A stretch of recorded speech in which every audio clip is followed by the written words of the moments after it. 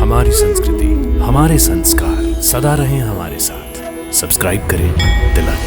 शीते शीत अनिल स्पर्श संरुद्धो बलिनाम बलि पक्ता भवति हेमंते मात्रा द्रव्ये गुरु क्षमः। मैं डॉक्टर नेहल शर्मा, सात्विक जीवन के इस पथ पर आपकी साथी।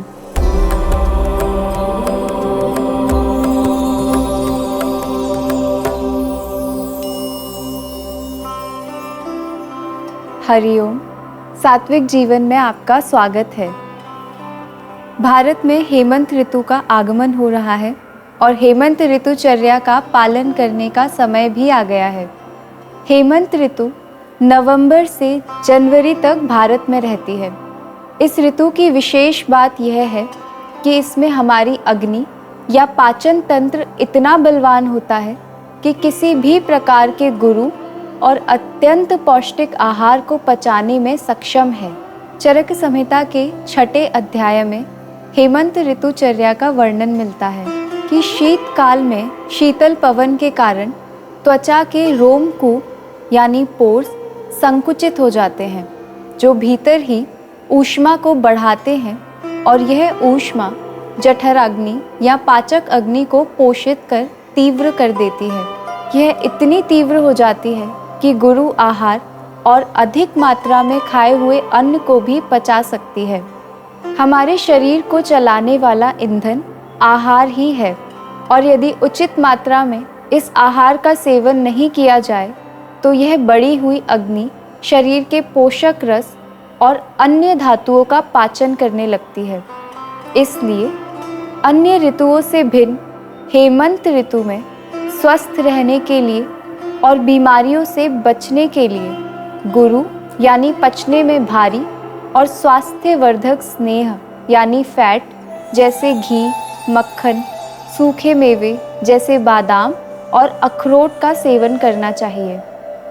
हेमंत ऋतु के अलावा किसी भी ऋतु में नया अनाज खाने का निर्देश नहीं है, लेकिन हेमंत ऋतु में नया चावल, गेहूँ, इसके अलावा बाजरा, मक्का, दूध, पनीर, घर पे बने हुए ड्राई फ्रूट और गोंद के लड्डू, खाने के तेल में सरसों या तिल का तेल और उड़द दाल, इन सभी का सेवन किया जा सकता है। विशेष रूप से शहद और दही का सेवन हेमंत ऋतु में उत्तम है। आयुर्वेद शास्त्र में दही को उष्ण गुण वाला और गुरु बताया है।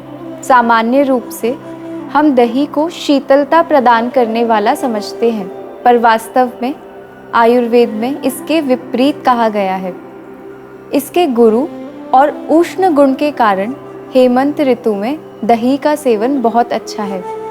कम भोजन करना, व्रत करना, ठंडे आहार लेना, ठंडा पानी पीना, दिन में सोना, शीतल हवा में अधिक देर तक रहना, इन सभी चीज़ों से हेमंत ऋतु में बचना चाहिए। इस ऋतु में व्यायाम भी स्वास्थ्य के लिए उत्तम है।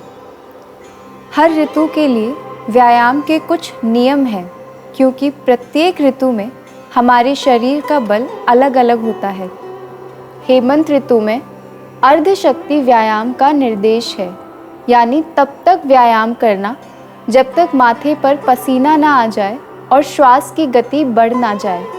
साथ ही पैरों को ढककर रखें। सप्ताह में 1 से 3 बार तिल तेल से अभ्यंग या पूरे शरीर पर मसाज ज़रूर करें। गर्म कपड़े पहनें और आतप सेवन यानी धूप में कुछ देर ज़रूर बैठें।